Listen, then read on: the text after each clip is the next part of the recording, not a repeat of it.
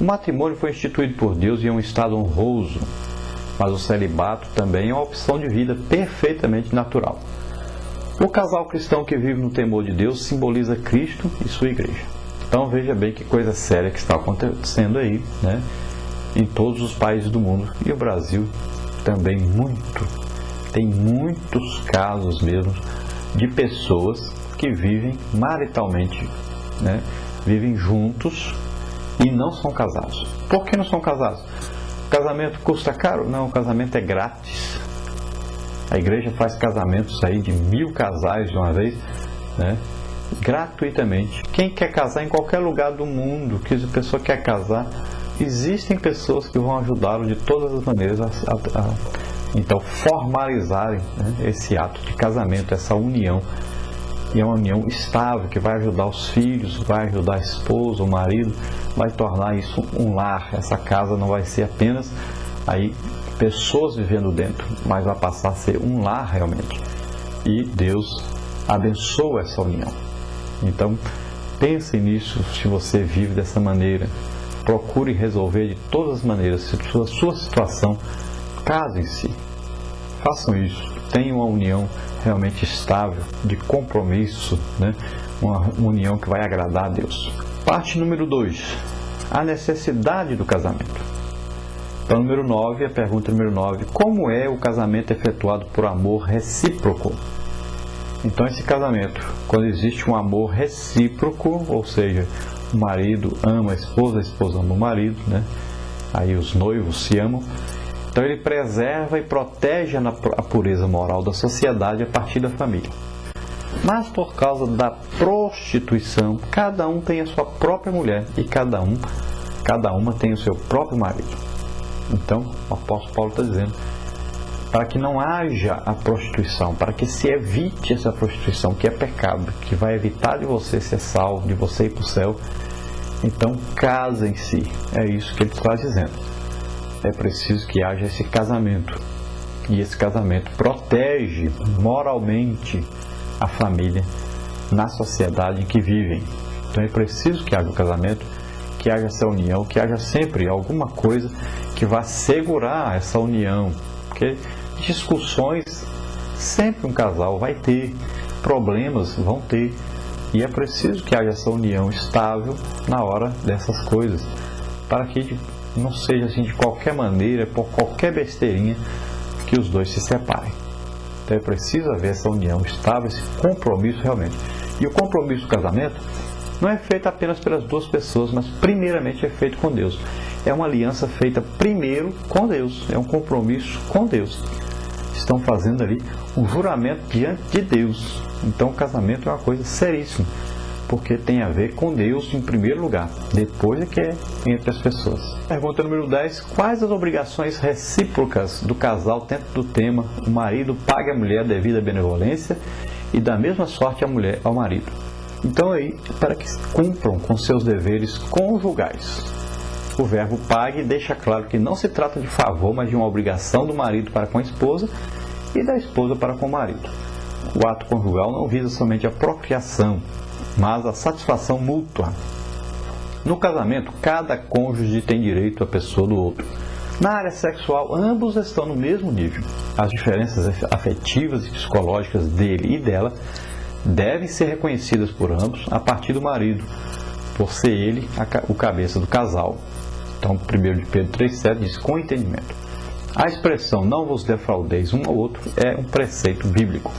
Dentro desse tema, obrigações recíprocas então do casal, nós temos que entender que o marido não é dono do seu próprio corpo, a mulher não é dona do seu próprio corpo. Cada um deve buscar satisfação sexual um do outro, ajudando o outro a chegar no clímax, né?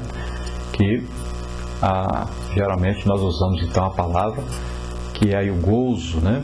Então, ou a palavra usada pode ser orgasmo. Então cada um deve chegar a isso.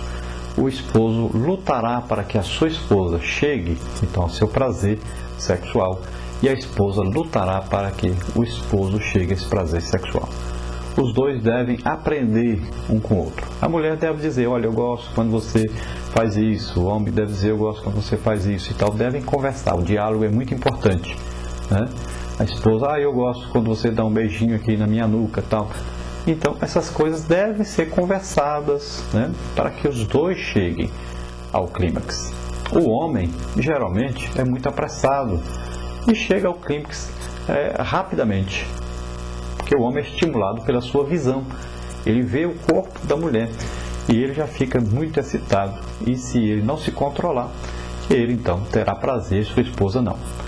Então a esposa precisa de carinho, ela precisa de palavras, de amor, de carinho, e para que ela possa então entrar nessa fase de clímax da sua relação sexual. Então ela é diferente, o esposo deve entender que ela é diferente e deve buscar sempre a satisfação da sua esposa.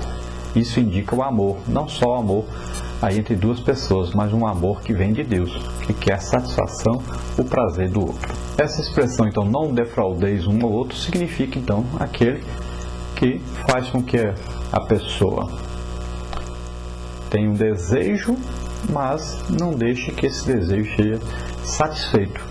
É como esses namoros escandalosos, onde as pessoas namoram e fazem com que o outro sinta um desejo muito grande de praticar o sexo e depois não vai haver o sexo. Isso vai causar males físicos a essa pessoa. E no caso do casamento, quando há essa estimulação, mas não há conclusão, então o que acontece? Vai causar um mal também físico à esposa, se ela não tiver prazer sexual. Ela vai acabar tendo um problema físico por causa disso. E também, muitas vezes, há o adultério devido a isso, porque o esposo não leva a esposa a sentir prazer no ato sexual e acaba um dia essa esposa procurando essa satisfação sexual em algum outro homem. E por isso existem muitos adultérios, E deve então o casal conversar, procurar de todas as maneiras nessa união haver tanto prazer de um como do outro. Então também o relacionamento físico do casal é parte do plano divino, 1 Coríntios 7:3. O relacionamento físico do casal é uma necessidade conjugal. E o relacionamento físico do casal é um direito conjugal. Número 11. Como Satanás procura destruir o casamento? Então no versículo 5, Satanás é citado como inimigo pronto para infernizar e destruir o casamento, especialmente através da infidelidade conjugal. Ele sempre procura arruinar tudo que é bom, e o casamento é um dos seus principais alvos. E assim ele prejudicará toda a família e prejudicará toda a sociedade, e levará ao pecado este casal. Número 12, então, como se dá a abstinência temporária do casal? Então, dá-se a abstinência temporária quando um dos cônjuges resolve abster-se sexualmente para dedicar-se de forma integral a uma missão ou atividade espiritual. Então, veja bem que vai haver aí necessidade, às vezes, de uma abstenção sexual. Pode ser por uma viagem, pode ser por um trabalho da igreja, pode ser um trabalho na obra de Deus, pode ser por um jejum, então por um período de oração. Então vai haver necessidade de abstenção. E aí os dois devem estar em oração, devem estar lendo a Bíblia, devem se dedicar então a Deus e evitar de toda maneira de buscar ou assistir ou ouvir coisas que vão estimular a parte sexual, porque nesse período não vai haver satisfação sexual, então deve-se evitar.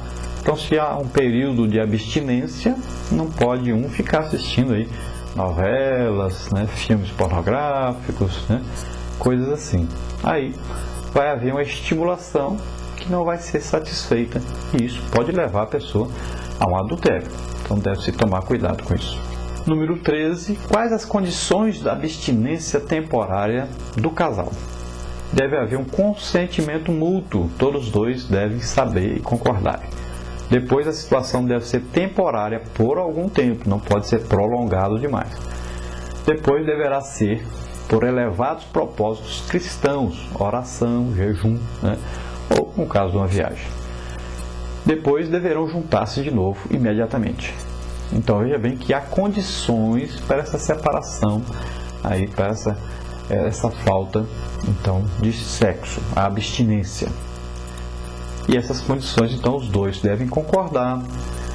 Deve ser por pouco tempo, não pode ser muito tempo. Às vezes o marido quer passar aí viajando 1 mês, 2 meses, 3 meses, e a esposa em casa. E às vezes passar um longo período quando for necessário, uma doença, né? Aí o marido às vezes está internado, ou a esposa está internada, né? A esposa passa por períodos, né? Aí todos os meses